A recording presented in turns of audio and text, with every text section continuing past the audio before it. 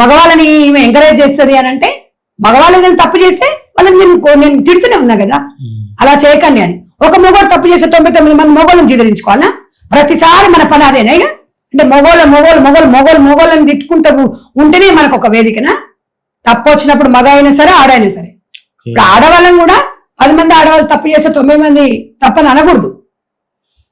మగవాళ్ళు కూడా మంచి వాళ్ళు ఉన్నారు, 10-20% అట్లున్నా.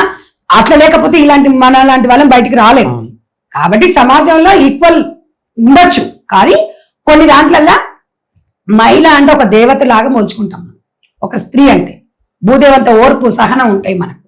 ఇప్పుడు మీకు ఒకటి చెప్తాను, అనుమానం అనేది భర్త మీద అనుమానం ఉంటే భార్య కొట్లాటలతోనే సర్దిమనుగుతుంది.